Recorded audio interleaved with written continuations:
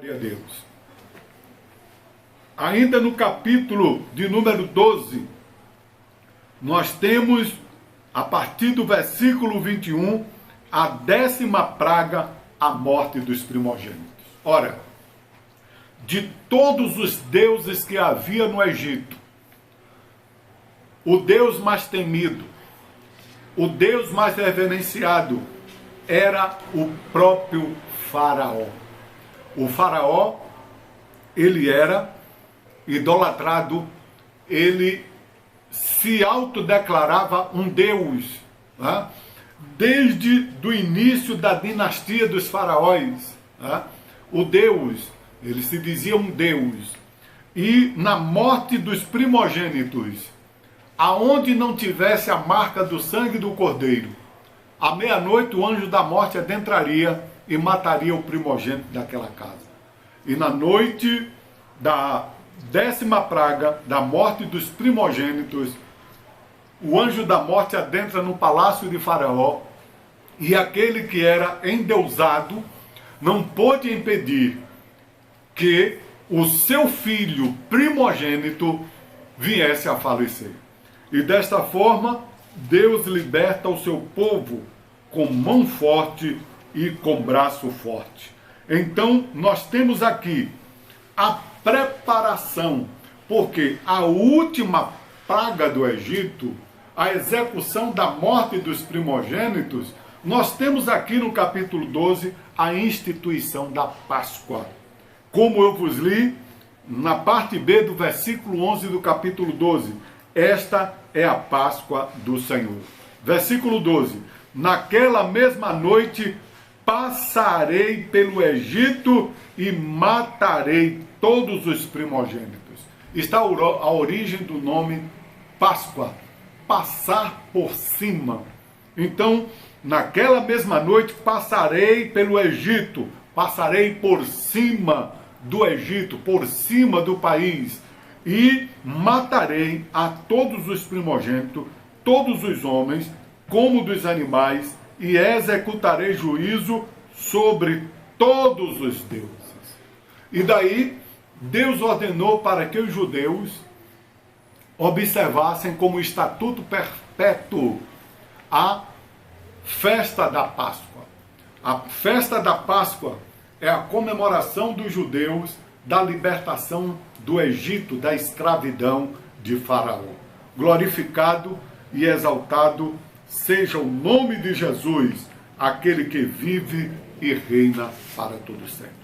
Então a Páscoa, no livro do Deuteronômio, capítulo 1, observem o mês de Abibe e celebrem a Páscoa do Senhor, o seu Deus, pois no mês de Abibe, de noite, ele os tirou do Egito. Foi quando Deus fala para Moisés: este será o primeiro mês, este será o primeiro dia do ano. A partir daí, a partir da morte dos primogênitos, a partir da instituição da Páscoa, a nação de Israel passou a ter dois calendários: o calendário civil e o calendário religioso. E o primeiro mês é o mês de Abibe. E foi por esses dias, entre a última quinzena de março, a primeira quinzena de abril. Não tem como precisar o dia exato, né? A comemoração da Páscoa, né? A Páscoa dos judeus. Então, observem o mês de Abibe, o primeiro mês do calendário religioso de Israel.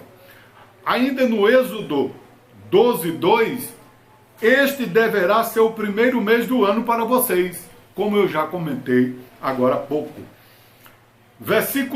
Êxodo 12, 3, 5 e 21. Digam a toda a comunidade de Israel que no 10º dia deste mês, todo homem deverá separar um cordeiro ou um cabrito para a sua família, um para cada casa. Se uma família for pequena demais para um animal inteiro, deve dividi-lo com seu vizinho mais próximo. Então, Páscoa é solidariedade. Páscoa é dividir o pão com quem não tem. Páscoa é repartir. Glorificado seja o nome do Senhor. Na Páscoa tem sacrifício. Na Páscoa, um cordeiro inocente morre, derrama seu sangue. Na Páscoa, a carne do cordeiro é assada. Na Páscoa, os judeus comem a carne do cordeiro assada em brasas e com ervas amargas. As ervas amargas estavam simbolizando as agruras, o sofrimento dos israelitas lá na escravidão de Faraó. Eles tinham que comer apressadamente, porque era retirada. É por isso que está registrado no livro do Êxodo. O nome Êxodo quer dizer partida, quer dizer retirada. Era o momento de sair, era o momento de ir embora, era a retirada. A Páscoa também, para nós os cristãos, simboliza, está representando a saída deste mundo, a retirada deste mundo. Muito em breve, o nosso Cordeiro Pascual, ele virá e nos arrebatará. Assim como Moisés retirou o povo eleito de Deus lá do Egito, o Senhor Jesus, o Cordeiro Divino, virá nos retirar deste mundo. Assim como o Senhor libertou o seu povo da escravidão de Faraó, o Senhor Jesus veio como Cordeiro e foi crucificado para nos retirar da escravidão do pecado. Glorificado e exaltado seja o nome do Senhor. Então, o sangue nos umbrais da porta, o sangue do Cordeiro deveria ser passado nos umbrais da porta. Êxodo 7, 13, 22 e 23. Passa então um pouco do sangue nas laterais e nas vigas superiores das portas das casas, nas quais vocês comerão o animal. O sangue será um sinal para indicar as casas em que vocês estiverem. Quando eu vir o sangue, passarei adiante. O sangue é o símbolo do livramento. O sangue é o símbolo do perdão. O sangue é o símbolo do resgate, da remissão. Foi o que os espias de Josué falou para a prostituta Raabe, que no dia da tomada da cidade de Jericó, ela deveria trazer todos os seus parentes e colocar dentro da sua casa. E ela deveria pegar um fio de escarlate, quer dizer, vermelho, da cor de sangue, e colocar no umbral da porta. E os espias ainda disseram, no dia da tomada da cidade, o que tiver fora da casa, nós não responsabilizamos pela vida deles.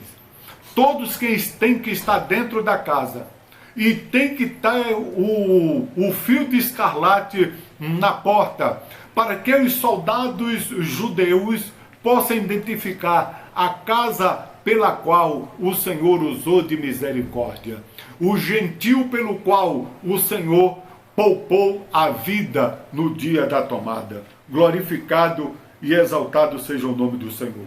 O livro do Deuteronômio é a repetição das leis. O Pentateuco, Gênesis, Êxodo, Levítico, Números, esses 4 livros, o primeiro narra a origem de todas as coisas e os demais livros mostram toda a instituição das leis cerimoniais, toda a instituição civil de Israel. Mas o livro de Deuteronômio veio trazer as repetições da lei, porque o Senhor Jesus, ele disse, o apóstolo Paulo falou, eu não me canso de vos ensinar as mesmas coisas.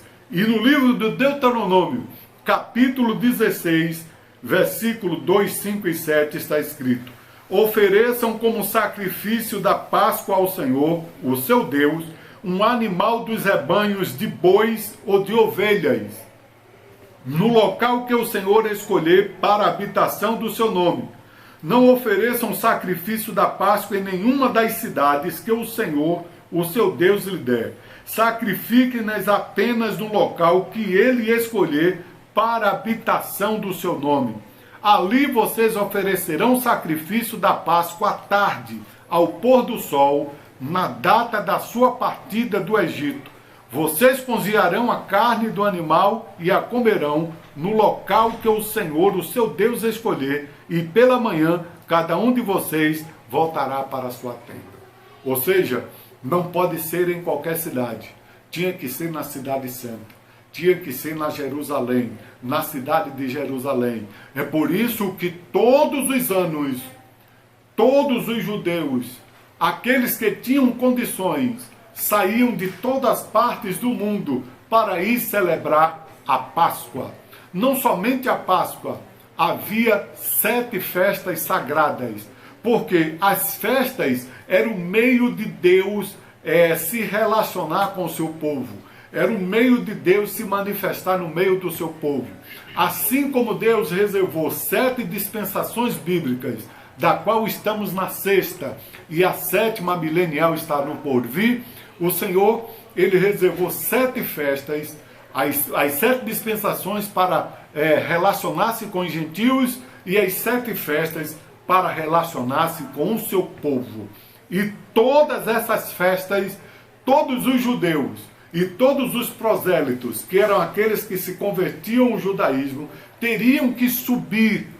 E na festa de Pentecoste, que é a festa que acontece 50 dias após a Páscoa, por isso o nome da festa, Pentecoste, estavam todos ali reunidos, partos, medos, elamitas, da Capadócia. Foi quando, na festa de Pentecoste, o Senhor enviou o Espírito Santo. Está registrado no livro de Atos, capítulo de número 2, que veio do céu como um vento veemente e impetuoso e encheu toda a casa. Amados irmãos, amigos ouvintes da santa e bendita palavra do Senhor, Páscoa é sacrifício.